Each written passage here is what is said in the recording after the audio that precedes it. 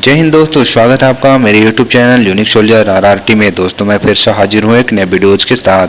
दोस्तों आप लोगों के लिए बहुत ही सुनहरा अवसर है। मैं आपको बता दूं कि पोस्ट ऑफिस ने विभिन्न पदों के लिए बम्पर भर्ती निकाला है। वैसे स्टूडेंट जो अपने ही क्षेत्र में रहकर जॉब करना चाहते हैं उनके लिए तो बहुत ही सुनहरा मौका है। तो दोस्तों हम लोग जानेंगे कि इस फॉर्म को कौन कौन से लोग भर सकते हैं, इसका selection process, age limit, qualification, salary, हम इन सभी बिंदुओं को डिटेल से देखेंगे। तो दोस्तों वीडियो शुरू करने से पहले मैं आपसे कहना चाहूँगा कि अगर आप मेरे चैनल में पहली बार विजिट कर रहे हैं तो चैनल को सब्सक्राइब जरूर करें, साथ ही बेल आइकन को भी जरूर प्रेस करें ताकि मेरे आने वाले सभी नए वीडियोज आपको आसानी से समय पर मिल सके। तो चलिए दोस्तों वीडियो को शुरू करते हैं।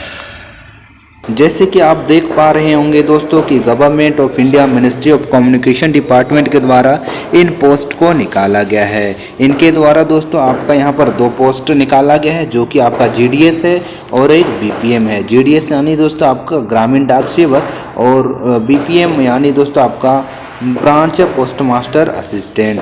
इन दो पोस्टों के लिए दोस्तों आपका इन वैकेंसीज को निकाला गया है।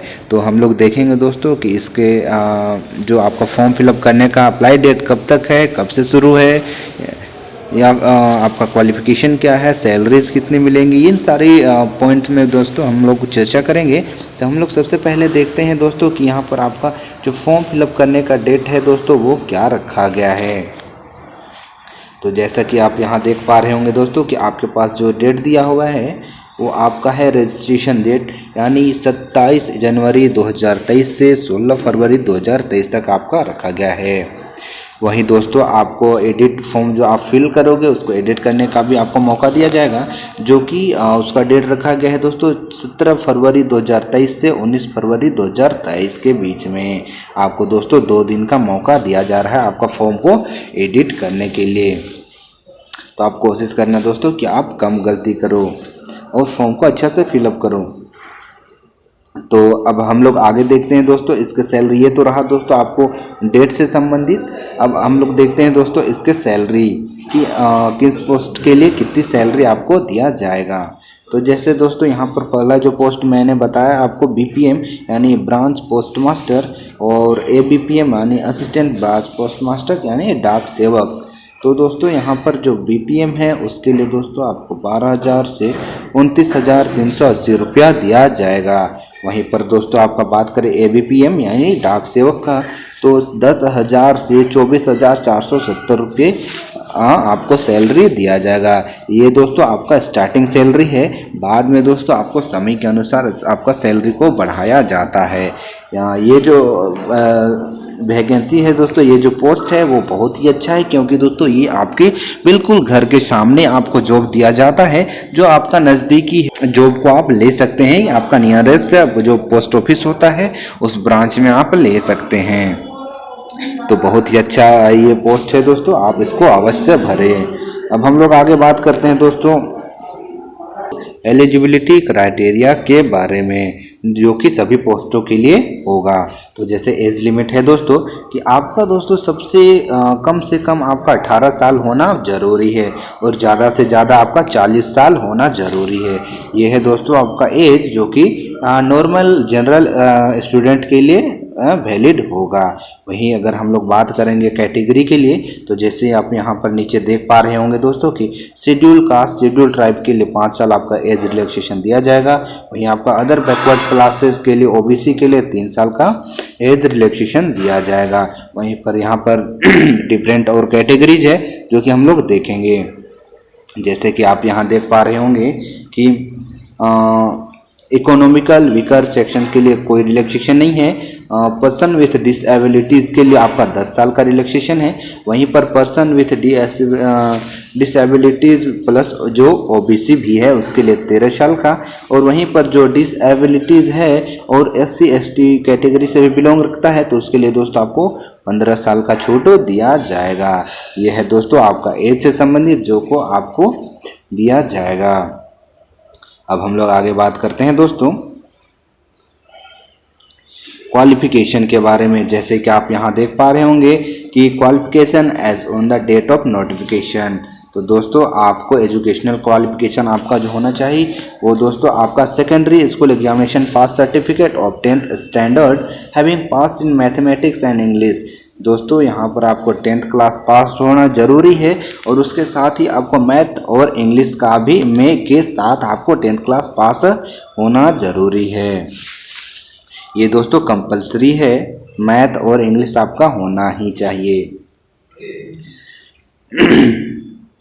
और दोस्तों यहाँ पर सेकंड अगर नेक्स्ट पॉइंट का बात करें, the applicant should have studied the local language. उसको दोस्तों अपने लोकल लैंग्वेज का भी जानकारी होना बहुत ज़रूरी है, क्योंकि दोस्तों ये जो पोस्ट होगा वो आपका एरिया में होगा दोस्तों, तो आपके एरिया में लोकल लैंग्वेज से बात किया जाता होगा, तो इसलिए आपको जानना ज़रूरी है। अगर यहाँ पर हम लोग बात करें अदर क्वालिफिकेशन की दोस्तों, तो वो है आपका दोस्तों पहला है वो नॉलेज ऑफ कंप्यूटर है, दूसरा जो है नॉलेज ऑफ साइकिलिंग है और तीसरा जो है वो एडिकेट मीन्स ऑफ लाइवलीहुड। दोस्तों ये जो तीन आपका अदर क्वालिफिकेशन भी होना जरूरी है। आपको कंप्यूटर का ज्ञान होना जरूरी है, आपको साइकिल चलाने आना चाहिए। ये दोस्तों साइकिल चलाने बोला गया है, लेकिन आप बाइक का भी यूज कर सकते हो, ये आपके सहूलियत के लिए बोला जा रहा है। ये दोस्तों क्वालिफिकेशन आपका होना ही चाहिए। अब हम लोग आगे पॉइंट का बात करते हैं दोस्तों। आप इस फॉर्म को दोस्तों कैसे अप्लाई कर सकते हैं उसके लिए भी आपको जानकारी दिया गया है कि आप डायरेक्ट www.indiapost.gdonline.in के द्वारा भी आप इस फॉर्म को अप्लाई कर सकते हैं। वैसे दोस्तों मैं आपको फॉर्म फिलअप करके बता दूंगा कि आप इस फॉर्म को कैसे फिल कर सकते हैं, इसके लिए भी मैं एक नेक्स्ट वीडियो लाने वाला हूं। अब अगला पॉइंट है दोस्तों जो कि सिलेक्शन क्राइटेरिया है, वो है आपका दोस्तों कि the applicants will be shortlisted for engagement on the basis of a system generated merit list.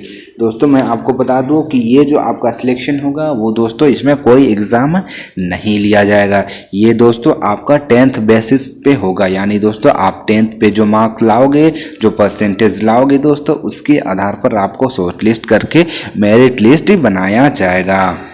अगर दोस्तों आप जैसे CBSE बोर्ड या फिर ICSE बोर्ड से अगर संबंध रखते हैं दोस्तों, तो उसके लिए आपको जो ग्रेडिंग पॉइंट का सिस्टम रहता है उसको भी यहाँ निकालने का तरीका दिया गया है। तो चलिए हम लोग देखते हैं। तो जैसे कि आप यहाँ देख पा रहे होंगे दोस्तों कि अगर कोई दोस्त जो कि CBSE या फिर ICSE बोर्ड से अगर संबंधित रखता है तो उसके लिए दोस्तों ग्रेडिंग का यहाँ पर मानक निर्धारित किया गया है। तो जैसा कि आप यहाँ देख पा रहे होंगे, अगर आपका दोस्त ये आप पढ़ के समझ सकते हो या फिर आपको जानकारी होगा कि आपका अगर ग्रेड पॉइंट दिया गया है तो आप इसको कैसे परसेंटेज में चेंज कर सकते हो। अब हम लोग बात करते हैं नेक्स्ट क्राइटेरिया दोस्तों।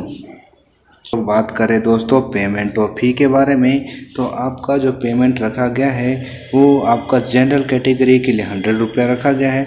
वहीं SC ST और PWD कैंडिडेट्स के लिए फीस से छूट दिया गया है। वहीं दोस्तों अगर मैं टोटल पोस्ट का बात कर लूं तो वो है दोस्तों आपका 40,889 दोस्तों। ये दोस्तों आपका टोटल पोस्ट दिया गया है। ये दोस्तों आपका काफ़ी ज़्यादा पोस्ट है दोस्तों, और आपको बेस्ट मौका भी है अगर आप पोस्ट ऑफिस में जॉब करना चाहते हैं।